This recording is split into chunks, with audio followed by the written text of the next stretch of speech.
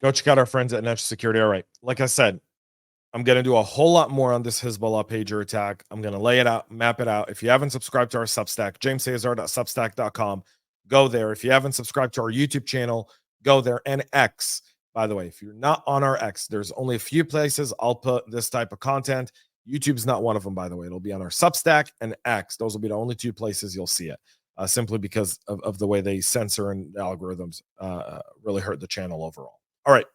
So let's continue with some cyber news here, and I'm going to run through these because we're really over time here, and I appreciate y'all sticking around. So one, there's been a rolling outage around happening for Cloudflare. You're not hearing about it like you would CrowdStrike, but some sites in some regions are working and other sites they are not. Cloudflare said they were conducting scheduled maintenance in their Singapore and Nashville facilities.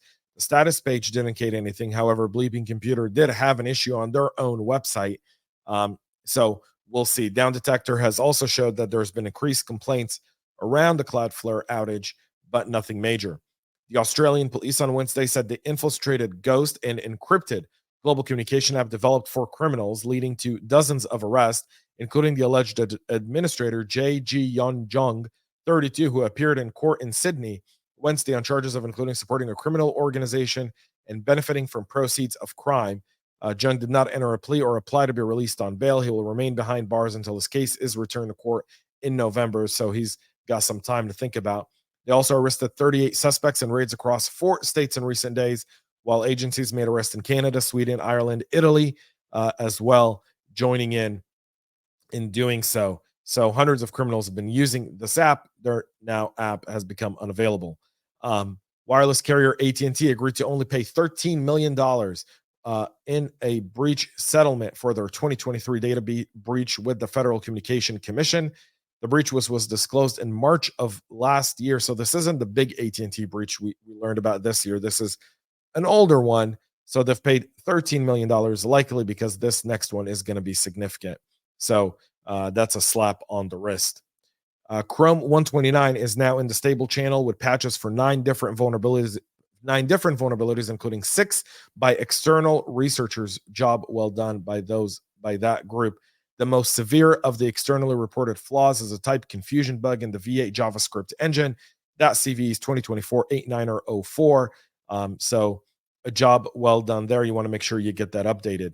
Roughly 9% of firmware images use non-production cryptographic keys that are publicly known or leaked in data breaches, leaving many secure built devices vulnerable to the UEFI bootkit malware attack that we talked about just two and a half months ago here on the show. CVE 2024-8105 is a supply chain attack caused by a test secure boot master key, a PK, a platform key, which computer vendors were supposed to replace with their own securely generated keys, right? So even though the keys are not marked do not trust, they're often reused. They simply don't replace them. It's the same keys. Once they're in a data breach, that key always kicks off the boot process, and hackers can take advantage of it. So that process still has not changed, with many vendors not updating their firmware images to see if they're using a test key or not using a test key. Again, going back to Hezbollah, right? Supply chain. You got to understand what you're doing. You've got to understand your boot process. You can't say you know, the thing is, you can ignore a 1% risk or a 5% risk or a 10% risk or even a 20% risk. And in most cases, depending on the risk appetite of your organization, depending on manpower, budget, and everything else, there comes a point in time where you got to take this, you got to look at it a little bit more seriously, because at the end of the day, cybersecurity is about foundation. It's about foundation. And a lot of times we miss the foundational elements of what it is that it takes to practice effective cybersecurity. And that is doing good fundamental security, rotating keys, patching our systems in time and in line, ensuring that we have good network and asset visibility, rotating passwords, using passphrases, putting MFA on endpoints. Like, all of those reduce your risk significantly before you buy any great tool out there. You need tools, especially in a world of SaaS. If you haven't done the 14-day free trial with Nudge, what are you waiting for? How do you know what SaaS applications your organization is using? They're giving you a 14-day free trial. Go use it. Get that inventory so you know what you need to defend. All right, there's that. Broadcom, for their end, are fixing a critical VMware vCenter server vulnerability that attackers could exploit to gain remote code execution on unpatched servers through a network packet. The vulnerability CVE 2024-38812 was reported by DZL security researchers during China's Matrix Cup hacking contest. It's caused by a heap overflow weakness in vCenter's DCE and RPC protocol implementation, and it affects products obtaining vCenter, including VMware vSphere and Cloud Foundation. Temu, the Chinese website that's ruining commerce altogether, is denying the fact that they have fallen victim to a breach. Allegedly, 87 million records of customer information was leaked on breach forums and put up for sale yesterday.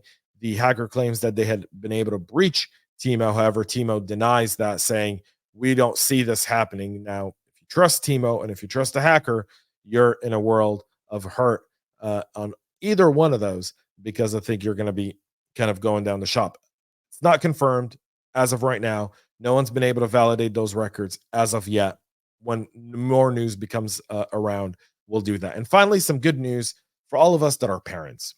Instagram is getting ready to switch all teens into teen accounts. Starting today, teens under the age of 16 will be placed into these accounts, which come with built-in protections, safeguards that limit who can contact them, who can control the content they see. Parents will need to grant permission for teens to adjust these settings, ensure a safer digital experience for the next generation. Parents can see who's messaging their kids.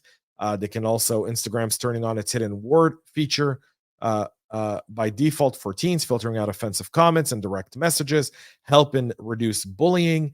A responsible move by Instagram. Better late than never. We'll see how teens react to it. Instagram might be leading the way here. This will likely hurt some of their revenue and targeting and likely usage on platform. You'll likely see those numbers drop because teens are going to kind of fight this, under 16. And they might lean more into TikTok, maybe. But TikTok's in a battle with the US government at the moment, and we'll see how that battle kind of shapes out. This is a good move. This is a great move. It's a welcome move. Is it perfect? No. Are there flaws in there? Absolutely. I'll do a Substack on that as well, kind of discussing what are some of the flaws, what are the things to pay attention to in looking at this. But this does help start to address parents' concerns. It makes it really, really, really easy for parents, to understand what their kids are doing on Instagram.